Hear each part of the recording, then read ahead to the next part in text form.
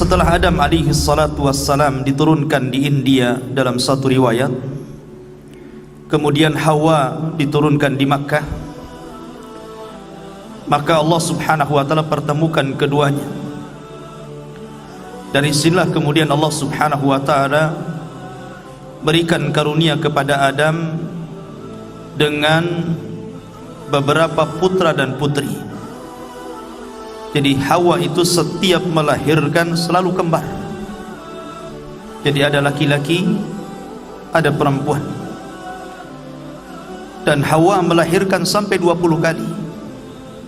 Artinya bahwa Nabi Adam alaihi salatu wassalam memiliki anak 40, 20 laki-laki dan 20 perempuan. Begitulah Allah subhanahu wa ta'ala berikan pasangannya masing-masing. Maka di antara putra dan putri Adam alaihi salatu wassalam, yang paling sulung atau yang paling besar adalah Habil, karena Qabil itu adiknya. Lah karena keduanya sudah dewasa, maka Allah subhanahu wa ta'ala mensyariatkan kepada Adam untuk menikahkan keduanya. Maksudnya pasangan Habil dinikahkan dengan Qabil dan pasangan Qabil dinikahkan dengan Habil. Lah kebetulan Habil ini ketika dilahirkan pasangannya itu kurang cantik, berbeda dengan Qabil, pasangannya sangat cantik sekali. Ketika Allah subhanahu wa ta'ala memerintahkan Adam agar Habil menikahi kembarannya Qabil dan Qabil menikahi kembarannya Habil, naluri Qabil berjalan. Kalau saya menikahi kembaran Habil, istri saya tak cantik. Enak kali si Habil itu dapat pasangannya. Dari sini kemudian ikhwafilin muliakan Allah subhanahu wa ta'ala, syaitan datang memberikan was-was kepada Qabil. Akhirnya Qabil memiliki penyakit yang disebut dengan hasad. Inilah penyakit yang pertama kali muncul di bumi. Karena hasad itu penyakit yang pertama kali muncul di langit ketika iblis hasad kepada Adam, dan hasad pula penyakit yang muncul pertama kali di bumi ketika hasadnya Qabil kepada Habil. Lah di sini ikhwafilin muliakan Allah subhanahu wa ta'ala, Allah subhanahu wa ta'ala menggambarkan kisah ini di dalam surah Al-Maidah ayat 27, 28, 29 dan 30 serta 31. Allah subhanahu wa ta'ala berfirman, "Watslu alaihim naba abnai Adam bil haq." Bacakan wahai Muhammad kepada mereka tentang kabar dua putra Adam bil haq, dengan kebenaran. Idz qarraba qurbanan, ketika keduanya berkurban, mendekatkan diri kepada Allah subhanahu wa ta'ala. Fatuqbila min ahadihima, tapi Allah hanya menerima satu di antara keduanya. Walam yutaqabbal minal akhar, dan Allah tidak menerima kurban yang lainnya. Qala, berkata salah satunya, la aqtulannaka, saya akan bunuh engkau. Qala, maka orang yang dibunuh itu mengatakan, yang akan dibunuh itu mengatakan, innama yataqabbalullahu minal muttaqin, sesungguhnya Allah hanya menerima kurbannya dari hamba-hambanya yang bertakwa. Kisahnya begini ikhwan. Jadi ketika Nabi Adam alaihi salatu wassalam memerintahkan putranya ini menikah, Qabil ini menolak, tidak mau. Enak saja saya menikahi wanita yang kurang cantik, saya mau tetap dengan kembaran saya. Adam ini bukan bapak diktator, bukan bapak yang artinya memaksakan anak-anaknya, tidak.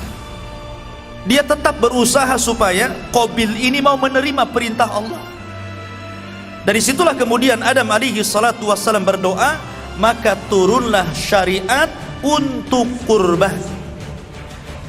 Ketika ada putusan untuk berkurban, Maka Habil kemudian berkurban dengan hartanya, karena dia seorang peternak, maka dia kurbankan kambing terbaiknya. Lah Kabil ini bukan peternak tapi petani, karena memang dari awal dia sudah hasad kepada Qabil. Kemudian dia melihat pandangan berbeda kepada ayahnya, seolah-olah ayahnya berpihak kepada Habil. Dari situlah kemudian Qabil pun seolah-olah tidak terima dengan perintah Allah. Makanya kemudian dia asal-asalan mengambil buah-buahan yang jelek gitu kan, yang kalaupun diberikan kepada binatang tidak mau makan bahasanya.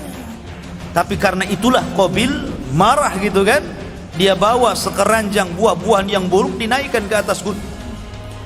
Di sini Allah Subhanahu wa taala berfirman dalam Al-Qur'an ini, "Idz qarraba qurbanan fatuqbila min ahadihima." Maka Allah hanya terima satu saja dari keduanya, walam yutaqabbal minal akhar. Allah kirimkan api dan hanya melahap kambingnya si Habil saja. Maka ketika Qabil melihat bahwa kurban dia ditolak, marah dia. Kemudian dia mengatakan, la aqtulanna, kubunuh kamu, kubunuh kamu. Maka kemudian Habil hanya mengatakan, qala innama yataqabbalullahu minal muttaqin. Dia nasihatkan kepada adiknya, sesungguhnya Allah itu hanya menerima dari hamba-hambanya yang bertakwa. Dari sini ikhwafidin muliakan Allah Subhanahu wa taala, Allah ajarkan kepada kita semua dari kisah Habil dan Qabil ini, bagaimana Habil memberikan bantahan kepada saudaranya yang hendak membunuhnya. Dan ini akhlak bagi kita ikhwan. Apa kata Habil ketika dia tahu diancam akan dibunuh? Sebenarnya disebutkan dalam tarikh, Habil ini orangnya besar, kekar, lebih kuat dibandingkan adiknya Qabil. Kalaupun keduanya bergulat, pasti kalah adiknya itu. Lah apa yang diajarkan Habil kepada kita? Allah mengatakan, la imbasatta yadaya, la imbasatta ilayya yadaka litaktulani ma ana bibasiti yadiya ilayka liaktulak. Jika engkau arahkan tanganmu untuk membunuh diriku, maka tanganku tidak akan aku ulurkan untuk membunuh dirimu. Inni akhafullah, karena saya takut kepada Allah Rabbal Alamin, Rabb yang menguasai alam semesta ini. Disebutkan oleh Al-Imam Ibnu Katsir rahimahullahu taala dalam Bidayah wa Nihayah. Beliau mengatakan, ketika suatu waktu Habil ini telat pulang. Ketika itu Adam alaihi salatu wassalam memerintahkan Qabil untuk mencari Habil. Dicarinya Qabil ini, Habil ini oleh Qabil. Rupanya setelah dia mencarinya itu, dia melihat abangnya sedang tertidur. Maka dia ambil batu, kemudian batu besar dibenturkan di kepalanya. Meninggallah Habil ini. Lah ketika meninggal ikhwafidil muliakan Allah Subhanahu wa taala, Qabil pulang seolah-olah tidak bersalah dia. Ketika itu lama Adam kehilangan Habil. Akhirnya Qabil itu mulai diliputi rasa takut dan menyesal. Kemudian dia pun pergi meninggalkan Adam alaihi salatu wassalam. Dia ambil lagi jasad Habil, kemudian dia bawa ke sana kemari. Ada yang mengatakan dalam sebuah riwayat sampai bertahun-tahun. Artinya Allah Subhanahu wa taala rawat jasad Habil, tidak musnah dimakan tanah itu kan. Bertahun-tahun bingung dia harus diapakan jasad ini. Sampai pada suatu waktu akhirnya kemudian Allah Subhanahu wa taala mengutus ghuraban, fa ba'atsallahu ghuraban. Maka Allah Subhanahu wa taala kirimkan burung ghurab, burung gagak. Ketika itu gagak ini sedang ngorek-ngorek tanah dengan kakinya. Dari situlah kemudian terinspirasi si Qabil ini untuk menguburkan Habil. Dari situlah kemudian Qabil menguburkan Habil, dan belakangan Adam tahu. Lah kemudian Adam alaihi salatu wassalam pun dicabut nyawanya, dan dialah Nabi yang pertama yang wafat di permukaan bumi. Lah ketika Adam alaihi salatu wassalam wafat, maka mulailah beranak pinak keturunannya yang ada di bukit, dan Habil pun beranak pinak keturunannya yang ada di lembah. Dari sini ikhwah fillah dimuliakan Allah Subhanahu wa taala, Allah Subhanahu wa taala mulai memisahkan mana orang-orang yang baik, mana orang-orang yang jahat. Sampailah kemudian Allah Subhanahu wa taala mengutus Nabi Allah Syith. Nabi Allah Syith ini ikhwan masih putra Adam, karena dia dalam bahasa Arab itu hibatullah. Allah hadiahkan kepada Adam pengganti Habil ini seorang nabi namanya Syith. Dan Allah memberikan 50 lembar sahifah kepada Syith. Makanya ada hadis yang mengatakan Allah menurunkan kitab dari langit itu sebanyak 104 kitab. Yang 4 ma'ruf, Taurat, Zabur, Injil, Taurat, Zabur, Injil dan Al-Quran, itu yang 4. Yang 100 itu disebut suhuf namanya. Yang 50 suhuf lembaran diberikan kepada Syith. Kemudian yang 30 diberikan kepada Idris. Kemudian yang 10 diberikan kepada Ibrahim, dan yang 10-nya lagi diberikan kepada Musa selain Taurat. Makanya Allah mengatakan wa inna hadza la fi suhufil ula. Dan dalam Al-Qur'an itu terdapat suhuf yang pertama, suhufnya Syith, suhufnya Idris, suhufnya Ibrahim, dan suhufnya Musa. Makanya Allah mengatakan inna hadza la fi suhufil ula suhufi Ibrahim. Allah berikan 10 suhuf wa Musa, dan suhufnya Nabi Musa yang 10 selain Taurat ya. Lah Syith ini diutus oleh Allah Subhanahu wa taala sebagai pengganti Adam. Mulailah dia berdakwah dan berdakwah sampai ketika Qabil meninggal dunia. Ketika Qabil meninggal dunia, syaitan ini tidak membiarkan jasadnya begitu saja. Tapi syaitan menjadikan momentum meninggalnya Qabil ini menciptakan sebuah kemaksiatan baru ya. Kalau sebelumnya syaitan sudah membuat kemaksiatan hasad, kemudian pembunuhan, ini maksiat yang nomor 2. Ini yang nomor 3 lain lagi. Jadi ketika kematian Qabil itu, syaitan menjelma menjadi orang soleh, kemudian mendatangi kabilahnya Qabil ini dan mengatakan, kalian tidak boleh langsung menguburkan bapak kalian Qabil, tetapi hendaklah dimuliakan dulu, biarkan jasadnya dulu, jangan langsung dikuburkan, hormati kematiannya. Dari situlah kemudian orang ini, maksudnya iblis yang menjelma sebagai manusia ini, menciptakan alat musik ya, namanya seruling, mizmar. Makanya Rasul mengatakan sautul mizmar min sauti syaitan, suara seruling itu suara setan ya. Lah ini iblis ini menciptakan suara seruling, dia menciptakan seruling kemudian ditiup. Kabilah di atas bukit ini nggak pernah turun ke bawah karena dilarang. Begitu juga kabilah yang di lembah dilarang untuk naik ke atas, jadi nggak pernah ketemu tuh. Bertahun-tahun yang di atas nggak pernah ketemu ke bawah. Begitu juga yang di bawah nggak pernah ketemu di atas. Rupa mereka seperti apa wallahu a'lam. Tapi Allah Subhanahu wa taala takdirkan, karena Qabil ini istrinya cantik, maka wanita-wanitanya semuanya cantik. Wanita-wanitanya itu semuanya cantik keturunannya ya. Sementara yang di atas ya kan, rata-rata wanitanya kurang cantik, tetapi anak-anak mudanya tampan-tampan.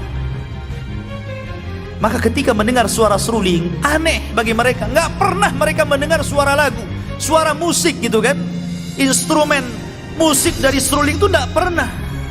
Tapi kok rasanya aneh. Dari situ kemudian mereka penasaran, dicarilah suara itu. Jadi yang dari bawah turun, yang dari bawah naik. Jadi yang dari atas turun, yang dari bawah naik gitu kan. Ketemulah dua kabilah ini. Maka yang perempuan cantik memandang anak muda yang tampan, mereka nggak pernah ketemu sebelumnya. Begitu juga sebaliknya gitu kan. Lah dari sini ikhwah fillah muliakan Allah Azza wa Jal, terjadilah perzinahan. Dari hasad, pembunuhan, kemudian perzinahan, dan diawali musik.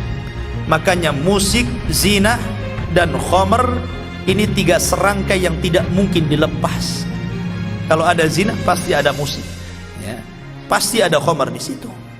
Lah dari sini ikhwafidin, ketika Sis meninggal dunia, maka tugas yang sangat berat diberikan kepada Idris.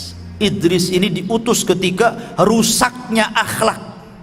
Memang tidak ada kesyirikan di zaman itu, belum ada orang yang kafir, belum ada orang yang musyrik, karena kesyirikan itu terjadi pertama kali di zaman Nabi Nuh, dan itu setelah 10 kurun, ya. 1 kurun itu 100 tahun, berarti setelah 1000 tahun dari wafatnya Adam sampai diutusnya Nuh baru terjadi kesyirikan. Tapi di zaman Nabi Idris ini akhlak 2 kabilah itu sudah rusak, ya, sudah rusak sekali. Makanya Nabi Idris alaihi salatu wassalam diberikan pahala oleh Allah setiap hari, mendapatkan pahala sejumlah umat yang didakwahinya. Dan setelah kemudian Idris meminta kepada Allah untuk dipanjangkan usianya.